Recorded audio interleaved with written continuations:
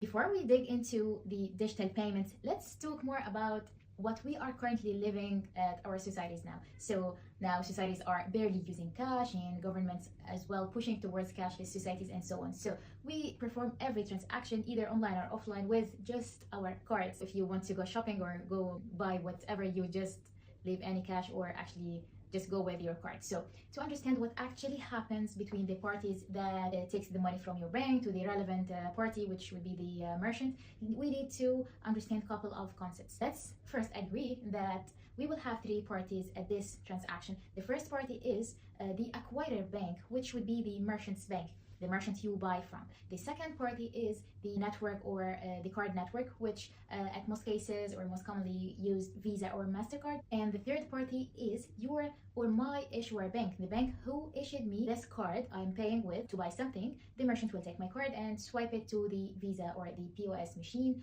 What happens next? Card network, like as we said, the Visa or MasterCard, identify my card and go to the issuer bank and see if I have funds or not to check either this transaction would be accepted or denied. And after the approval, of course, in case I have funds, the network replies back to the acquirer bank with this response. So the transaction is processed and the payment is done. Of course, we don't feel this hassle because it happens like less than a couple of seconds. So we don't feel this at all.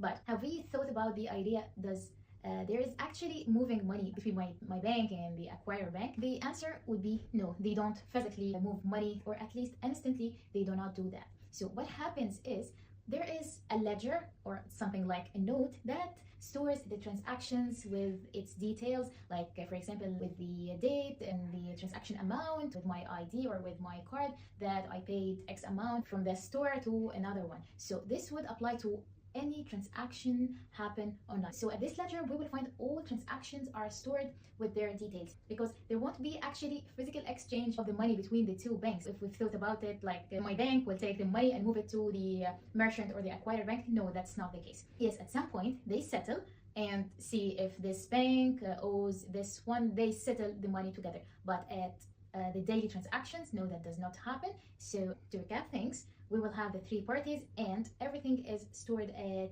a ledger that has everything about the transactions. So this what actually happens nowadays when we move money or when we pay from account to another account. And the concept is same when we transfer money from our accounts to anyone's account. So if I want to send my friend money, either it's from my same bank or another bank, these transactions are logged at this ledger. So no physical money are moved instantly, as we said. So at some point they settle, but not instantly as we perform the transactions. So we have all this digitized process that we are already living nowadays, and no actual money moving, and we don't actually hold cash at our hands. We just go with a card.